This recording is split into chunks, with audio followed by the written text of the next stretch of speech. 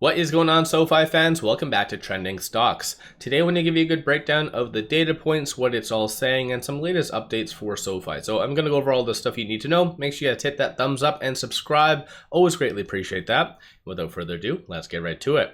So it is currently up roughly around 0.75%. Had a little bit more of a volatile start to the morning, so it did hit a low of $5.38. And that was largely because of this. So the quadruple witching hour or witching days. So that is when the stock index futures contracts, single stock options, options on stock index futures, and also stock index options all expire at the exact same day. So of course, one of which is March the 17th. So just be aware that behind the scenes, that is going to be a lot of volatility today. But still, for the most part, it does look like it is being very much positively interpreted.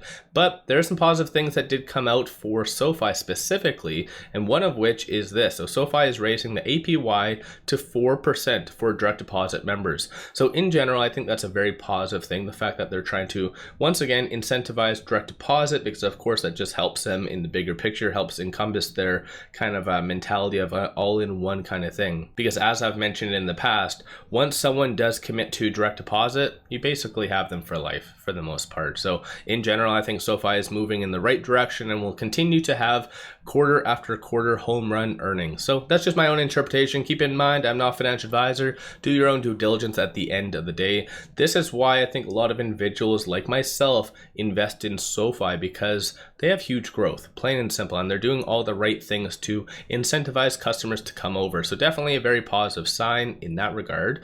And then there was also this. So when it comes down to me covering other stocks, some CEOs are iffy at best.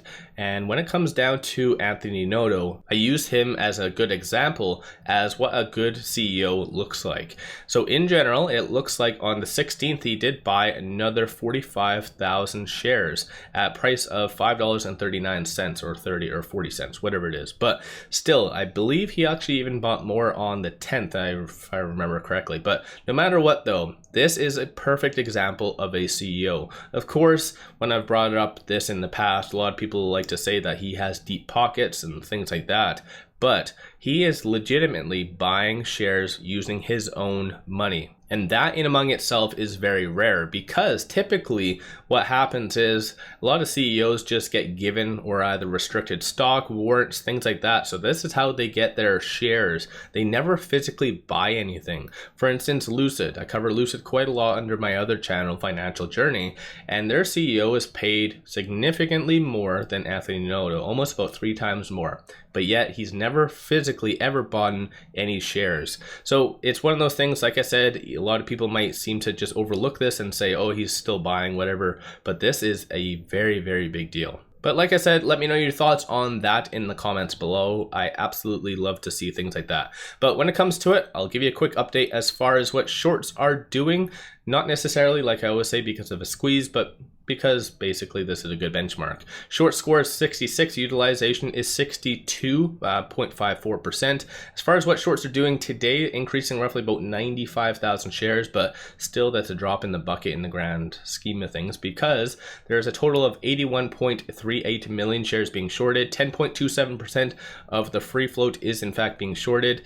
And this is a very interesting scenario what is happening right now as I do this video, because you can actually even see, for instance, the cost to borrow average is negative. Normally you don't see the average being negative, you'd see the minimum being negative. But no matter what though, whenever it is negative, that means there is a physical broker out there that is paying people to short SoFi. So once again, that's kind of weird behind the scenes, but it is what it is. This is why behind the scenes maybe there might be an institution that is a direct competition to SoFi that maybe wants it to go down.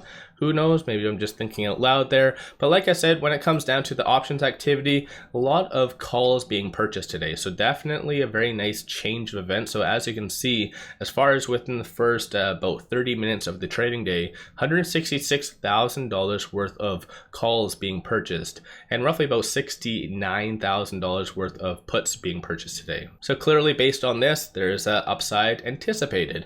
And dark pool transactions, not too many today, so only 2, but secondary market, with it being only open roughly about 30 minutes, like I said, this is very, very positive. A lot of big buying is happening, and you can tell that based on the price, as I've mentioned in the past. So here's the bid, here's the ask, and the price it was sold for. So you can see it was all just market buys. So behind the scenes, big money is buying the dip potentially in SoFi. And once again, like I mentioned, I think the technicals are very much pointing towards it rallying from here, especially if there's some good piece of news that does come out. So stochastic, for instance, right now is at 19, which is very oversold.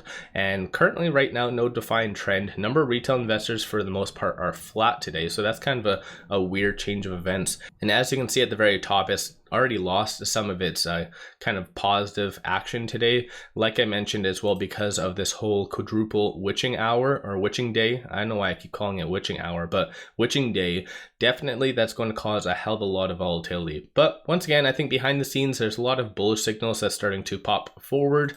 As far as specific news, there's nothing really that did come out as far as this though, but you do see that there was an article that was written. So Silicon Valley's bank failures highlight SoFi's exemplary execution. And in general, I've already done a video on that exact same thing, on how they've really addressed the situation and basically how SoFi stands out above the whole brick and mortar banks. And of course, though, I think their earnings just speak for themselves about that. But once again, let me know your thoughts on all that in the comments below. If you haven't already, hit that thumbs up and subscribe. I always greatly appreciate that. If you do like my SoFi content and want to support the channel, take a look at my memberships, link in the description below, or just hit the join button at the bottom of the screen. With that said, I appreciate you guys watching. Let's all make a lot of money on SoFi.